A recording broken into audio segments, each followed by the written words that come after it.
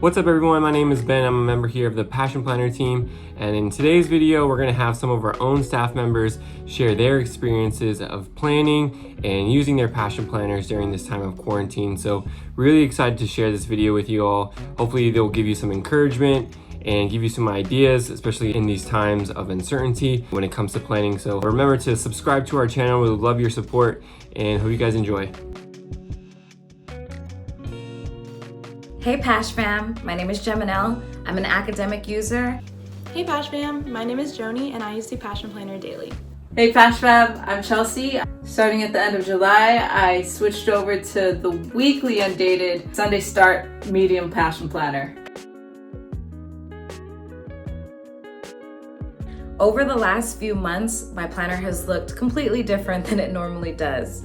I'm sure a lot of you can relate to that. Rather than having my every hour planned, I've been using my planner to create a more balanced life through color coding. Using color coding helps me to see if my weeks feel balanced with all of the things that I want to achieve. It's really helping me to create a sense of wholeness.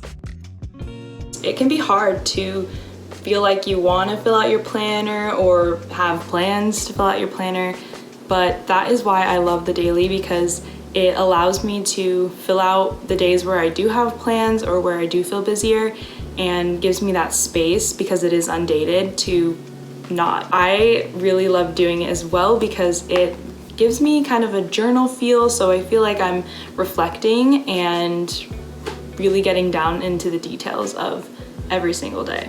And sometimes it doesn't always get filled, but that's okay, you know, we learn and we grow. So over the past few months, I definitely experienced a lot of highs and lows with my planner. Some of the challenges I faced, when quarantine started, I was using my daily and it was just filled with work tasks because that is the only thing I could really focus on without getting too overwhelmed. And as we started to settle in to quarantine, I realized I have so much time. Now I can start implementing some personal projects, start learning new things, like learning new songs on the piano or reading a book or learning some new skills like Photoshop, anything graphic design. And that's when I realized more time does not equal more capacity. I eventually started to get overwhelmed by my planner. It just became a huge to-do list and not so much creative at all. So the solution for me was more internal than external. I was going to therapy, and that's where I learned how to be truly honest with myself and be gentle with myself. Just because I have all these tasks or have all this time doesn't mean I need to fill up all that time. And that's where I learned how to really cherish me time and really cherish how to relax. And that just translated over to how I use my planner. Some challenges that I've faced using the Passion Planner daily is wanting to plan out ahead. So sometimes I do have a heavier week where I do want to fill out my planner more.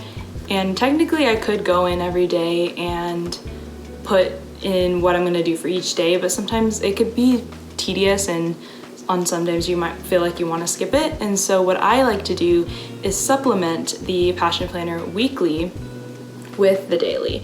So when you have both the weekly and the daily filled out, it really helps you have an overview of your whole week, but then also be able to track what your day is going to look like for each of those days that you do want to use the daily.